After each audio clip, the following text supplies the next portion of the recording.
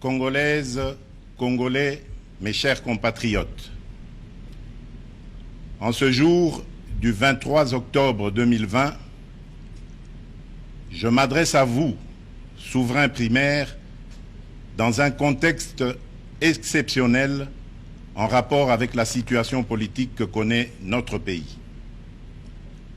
Ce contexte de fragilité de notre pays, de même que les résultats électoraux de janvier 2019, nous ont forcés à élargir nos rassemblements pour nous unir au-delà de nos familles politiques traditionnelles.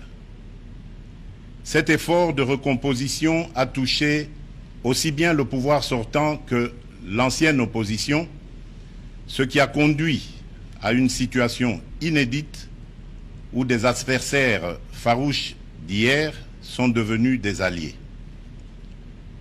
Nous avions choisi de gérer le pays au sein d'une coalition qui semblait constituer la solution idoine pour sortir le pays de ces différentes crises récurrentes et préserver ainsi les acquis de l'alternance.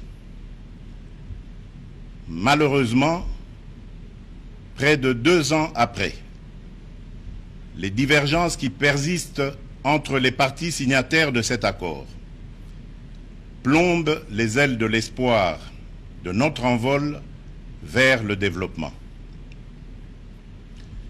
Ces divergences portent notamment sur les questions relatives à la paix et à la sécurité nationale, à la Commission électorale nationale indépendante, à l'organisation des élections, à la gestion du portefeuille de l'État, à la territoriale, à la diplomatie, à l'indépendance de la justice et à l'instauration de l'État de droit qui sont un enjeu majeur pour notre nation. L'importance de ces questions me convainc qu'elles ne doivent être laissées à la merci d'un seul groupe politique. Elles nécessitent un large consensus national.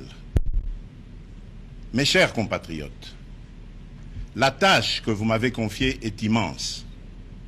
Elle comporte dans l'urgence les objectifs ci-après. Rétablir la paix là où elle est compromise et la consolider là où elle existe. Construire la démocratie. Organiser des élections crédibles dans les délais constitutionnels. Renforcer l'état de droit. Bâtir nos infrastructures. Assurer la santé à nos populations, garantir l'éducation de nos enfants, donner une perspective économique à notre jeunesse et promouvoir davantage les droits des femmes. Face à l'ampleur de ces défis, le peuple n'accordera aucun pardon à ceux qui, dans la classe politique, s'évertueront à créer ou à entretenir des entraves au progrès, animés qu'ils sont par une simple stratégie de survie politique ou de positionnement individuel, par la haine tribale, la rancœur ou par la poursuite de la prédation en toute impunité. À ce propos, je salue l'effort d'abnégation de ceux qui, dans tous les camps, se sont démarqués de ces antivaleurs. Mes chers compatriotes, l'état de droit que nous voulons vient d'être conforté par la prestation de serment de 3 juges constitutionnels, ce qui désormais assure à cette juridiction un fonctionnement régulier. Mes chers compatriotes, la restauration de l'état de droit dans notre pays n'est pas un leurre, mais le fruit d'une volonté politique, du reste coulée dans un programme de gouvernement tel qu'adopté par le Parlement. Il demeure vrai que sa mise en œuvre énerve certains nostalgiques, habitués à l'impunité et au traitement de faveur. Ceci étant, le partage des valeurs liées à l'état de droit et à la justice constitue la condition sine qua non de tout partenariat aux actions de mon mandat. Mes chers compatriotes, chaque année, plus de 2 millions d'enfants congolais naissent et s'ajoutent au nombre déjà important de notre population. Nous sommes individuellement et collectivement responsables de leur destin.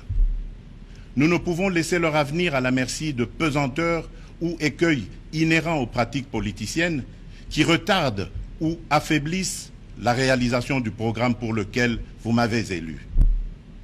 En tant que chef de l'État, représentant de la nation et symbole de l'unité nationale, j'assure par mon arbitrage, en vertu de l'article 69 de la Constitution, le fonctionnement régulier des pouvoirs publics et des institutions, ainsi que la continuité de l'État. Je réitère l'engagement de mon serment de ne jamais faillir à cette mission sacrée et de ne jamais trahir le Congo. Je ne laisserai aucun engagement politique de quelque nature que ce soit primer sur mes prérogatives constitutionnelles et sur l'intérêt supérieur du peuple congolais. Je ne transigerai avec les intérêts supérieurs de la nation. Je ne céderai jamais la moindre portion de notre souveraineté nationale. Je ne ménagerai aucun effort pour préserver la paix et l'unité nationale. Eu égard à ce qui précède, et considérant que le salut du peuple est la loi suprême, j'ai décidé d'entamer dès la semaine prochaine une série de contacts visant à consulter les leaders politiques et sociaux les plus représentatifs afin de recueillir leurs opinions à l'effet de créer une union sacrée de la nation autour des objectifs précités. Ces consultations visent la refondation de l'action gouvernementale autour des principes de participation à la gestion du pays. À l'issue de celle-ci, je reviendrai vers vous dans une nouvelle adresse pour vous faire part de mes décisions qui n'excluront aucun cas de figure. Debout, Congolais, prenons le plus bel élan pour un Congo fort, libre et prospère. Que Dieu bénisse la République démocratique du Congo. Je vous remercie.